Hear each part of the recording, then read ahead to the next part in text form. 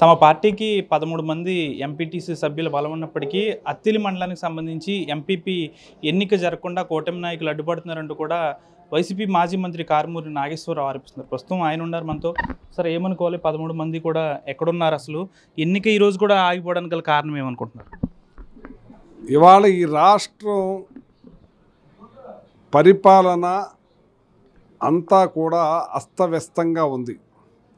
కూటమి ప్రభుత్వం అధికారంలోకి వచ్చిన కాడి నుంచి కూడా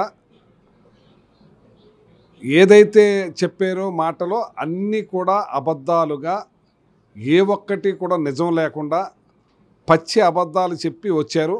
వచ్చిన కాడి నుంచి కూడా అరాచకం, దౌర్జన్యాలు, మరి మర్డర్లు చేయటాలు, రేప్ చేయటాలు, ఇళ్ళు కూల్చటాలు ఒక్కటి కాదు. వాళ్ళు ఏమయ్యా ఈ 9 నెలలు 10 నెలల్లో వాళ్ళ పరిపాలన ఏదంటే 6 మర్డర్లు 16 రేపుల కింద ఈ రాష్ట్ర ప్రభుత్వం తగులడిందని చెప్పి సందర్భంగా తెలియజేస్తున్నాను. ఇవాళ ఎంపీటీసీ ఎలక్షన్ ప్రజాస్వామ్య పద్ధతిలో ఎలక్షన్ జరిగితే ఈ అత్తిలి మండలానికి వచ్చేటప్పటికి 2 తెలుగుదేశం, 2 జనసేన, 4 సీట్లుంటే 16 సీట్లు మాకైతే అందులో ఒకళ్ళు డిస్క్వాలిఫై అయ్యారు, దుబాయ్ వెళ్ళారు. కాబట్టి ఒక ఇద్దరిని ఏదైతే మా ఎంపీపీ 2.5 సంవత్సరాలు, ఇంకొకళ్ళు 2.5 సంవత్సరాలు అనుకున్నప్పుడు 2.5 సంవత్సరాలు రాజీనామా చేసి అతను తెలుగుదేశంలోకి పోవటం జరిగింది. మా వాడిని బలవంతంగా కిడ్నాప్ చేయటం జరిగింది, మా వరదాలపాలెం ఎంపీటీసీని. పోతే మాకు 13 ఉన్నాయి, వాళ్ళకి ఇద్దరితో పోని కలుపుకున్న 6 ఉన్నాయి. ఇది ప్రజాస్వామ్య పద్ధతిగా జరగవలసింది. ఇద్దరిని తీసుకున్నా కానీ అక్కడికి రానివ్వకుండా వీళ్ళని ఎత్తుకుపోయే విధంగా, ఒకవేళ ఇలా ఎస్కార్ట్ కూడా ఇవ్వకుండా, ఇందులో మహిళలు ఉన్నారు. ఆ మహిళలు కూడా నిన్ను వెళ్దామని చూస్తే వాళ్ళ రకరకాలుగా కార్లు, మోటార్ సైకిల్ అడ్డం పెట్టి దౌర్జన్యంగా వీళ్ళని తీసుకెళ్తానికి ప్రయత్నిస్తే వాళ్ళ మళ్ళీ సేఫ్ ప్లేస్లో పెడతాం జరిగింది. ఈరోజు కూడా తీసుకొద్దామని చూస్తే చాలా తెలివైనవాడు మా రాధాకృష్ణ ఎమ్మెల్యే. ప్రజల సొమ్ముని, ప్రభుత్వ సొమ్ముని ఎలా దుర్వినియోగం చేయాలో తెలిసిన వ్యక్తి అతను. ఇవాళ పవన్ కళ్యాణ్ గారి శాఖకు సంబంధించిన 100 రోజుల పని కార్యక్రమానికి సంబంధించిన మహిళలని ఈ రోజున వాళ్ళ మస్తరేసి మీకు అక్కడ డబ్బు వస్తుంది, ఇక్కడ మేము డబ్బు ఇస్తాం, బిర్యానీ ప్యాకెట్ ఇస్తామని మీటింగ్ అని చెప్పి రౌడీయిజానికి మహిళలను తీసుకొచ్చే కార్యక్రమం చాలా తెలివైన రాధాకృష్ణ. మిమ్మల్ని అడుగుతున్నాను, ఇవాళ ఈ కోస్టల్లో, ఈ ఉమ్మడి గోదావరి జిల్లాల్లో ఏనాడు కూడా ఇలాంటి ఆస్కారం లేదు. ఇలాంటి దౌర్జన్యానికి లేకుండా ఒక అన్నదమ్ముల భావంగా మరి ఎలక్షన్స్కి వెళ్తాం రావటం జరుగుతూ ఉంటుంది. కానీ ఇక్కడ ఇలా దౌర్జన్యంగా మరి ఒక అరాచకం సృష్టించి మరి ఒక బీసీ మరి మంత్రిని చేశాను, బీసీ నాయకుడిని అయిన నన్ను నా ఇంటి మీదకి జనాన్ని పంపించి కార్యక్రమం చేస్తే, రాధాకృష్ణ నీ ఇంటికి ఎంత దూరమో నా ఇంటికి అంతే దూరం. నువ్వు మాకు నేర్పుతున్నావు ఈ పనులు. మేము అటువంటి పనులు అంటూ చేస్తే నువ్వు అసలు ఇక్కడే ఉండవు. నువ్వు మా నాయకుడు అన్నట్టు 7 సముద్రాల అవతలు దాకున్నా నువ్వు ఒకవేళ సింగపూర్ వెళ్ళిపోవచ్చు అనుకున్నా, అక్కడి నుంచి ఉన్నది మేము తీసుకొస్తామని చెప్పి ఈ సందర్భంగా తెలియజేస్తున్నాను. మా నాయకుడు చాలా తెలివైనవాడు. ఎందుకంటే ఇవాళ చూడండి, బాగా సింగపూర్ నుంచి వచ్చాడు, బాగా చదువుకున్నాడు అనుకున్నాం. కానీ ఏంటిది మెస్సింగా బాబు, మెస్సింగ్ అంటే ఎంత దౌర్జన్యం. వీళ్ళు మా ఎంపీటీసీలు మా జగన్మోహన్ రెడ్డి అధినాయకుడితోటి ఫోటో దిగారు. అందులో మా ఎమ్మెల్సీ వంకారావు గారు ఉన్నారు, నేనున్నాను, ఇంకా మా ఇతర నాయకులు ఉన్నారు. 13 మందిని కూడా ఇలాంటిది ఏపిచ్చి రాధాకృష్ణ ప్రతి బస్సు ఆపి, ప్రతి కారు ఆపి మా ఎంపీటీసీలన్నీ నెత్తుకునే పరిస్థితి చేస్తున్నారంటే ఎంత దుర్మార్గమైన పని చేస్తున్నాడు ఇన్ని ఒకసారి గమనించాలి. ఇదేనా నీ పరిస్థితి? నీ నీతి నిజాయితీ అని చెప్పి నేను అడుగుతా ఉన్నాను.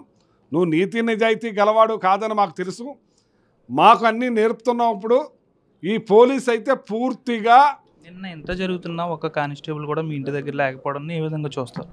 మీరే చూశారు. ఇంత గొడవ జరుగుతున్నా, ఇన్ని వేల మంది వచ్చి మా దగ్గర జనం ఉన్నారు. ఆ జనం తోపులాట చేసుకున్నా, ఏం చేసుకున్నా నిమ్మక నీరెత్తినట్టు పోలీస్ వ్యవస్థ టోటల్గా నిర్యారం అయిపోయింది.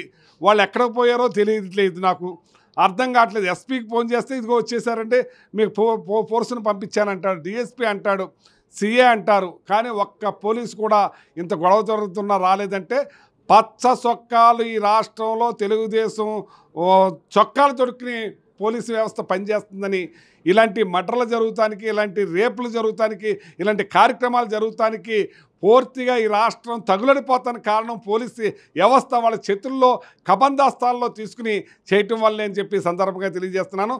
ఇప్పటికైనా సరే ఈ డీజీపీ గారైనా పోలీసుగా మీకేదో 4 సింహాలు బొమ్మంటాయంటారు, మరి ఆ సింహానికన్నా గౌరవించే కార్యక్రమం చేసి మీ పోలీసు వ్యవస్థని కాపాడుకోవాలని చెప్పి నేను కోరుతా ఉన్నాను. అలాగే ప్రజలను కాపాడాలని చెప్పి నేను కోరుకుంటున్నాను. ఇటువంటి వ్యవస్థ మంచిది కాదు, ఇది దుర్మార్గమైన పని అని చెప్పి ఈ సందర్భంగా అత్తిలి ఒక చరిత్ర గలది.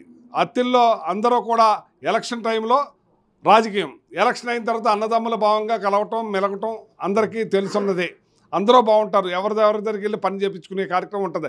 అలాంటి అత్తిలి వ్యవస్థ మీద గడ్డ మీద నిన్నటి రోజున ఇంటి మీదకి జనాన్ని పంపించాడంటే ఈ రాధాకృష్ణ రేపు ఎవరింటి మీదకి వస్తారు, రేపు ఎవరింటి మీదకి వస్తారు అనేది కూడా అర్థం చేసుకోవాలి. రాధాకృష్ణ నీకు హైదరాబాద్లో ఇల్లు ఉంది, ఇక్కడ ఇల్లు ఉంది, నాకు హైదరాబాద్లో ఉంది ఇల్లు, ఇక్కడ ఉంది. మరి నీ ఇంటికి నా ఇంటికి ఎంత దూరమో నీకు తెలుసు, నాకు తెలుసు. సరే నువ్వేదో చేసావు, తర్వాత మాకు నేర్పుతున్నావని సంగతి గుర్తుపెట్టుకోమని చెప్పి నీ సందర్భంగా తెలియజేస్తున్నా. నిన్న కేసు కూడా పెట్టడం జరిగింది పోలీస్ స్టేషన్లో. రాధాకృష్ణ అనుచరులు అందరూ కూడా రావటం జరిగిందని.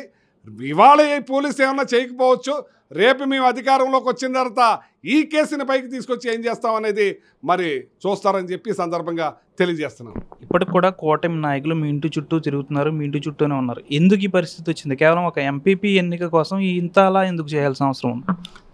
చెప్పారు కదా, ఇవాళ ఈవీఎంల ద్వారా గెలిచిన ఎమ్మెల్యేలు ముఖ్యమంత్రి, ఈ ఈవీఎంల ద్వారా ఈజీగా గెలిచి ఇవాళ ముఖ్యమంత్రి అయ్యారు. అన్నీ కూడా ఆ రకంగానే చేసుకోవాలని చూస్తున్నారు. అంచేత ప్రజలు గమనిస్తున్నారు, ప్రజలు చూస్తున్నారు, వేచి చూస్తున్నారు. ఈరోజు కూడా ఎన్నిక ఆగిపోయింది. మీ భవిష్యత్ కార్యాచరణ ఏంటి? న్యాయ పోరాటం ఏమైనా చేసే ఉద్దేశం ఏమన్నా? ఖచ్చితంగా హైకోర్టుకి వెళ్తున్నాం, న్యాయ పోరాటం చేస్తాం, నెక్స్ట్ వచ్చేదాన్ని ఛాలెంజ్ చేస్తాం. ఆ రకంగా మేము ముందుకు వెళ్ళేలాగా కోర్టుని ఆశ్రయించి కోర్టు ద్వారా మేము నడిపించుకుంటాం.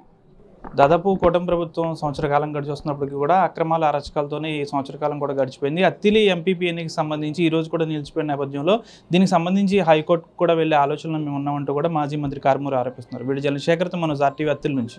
మరిన్ని వీడియోస్ కోసం ఛానల్ ని సబ్స్క్రైబ్ చేయండి. లేటెస్ట్ అప్డేట్స్ కోసం వాట్సాప్ ఛానల్ ని ఫాలో అవ్వండి. ఆ లింక్ డిస్క్రిప్షన్ లో ఉంది.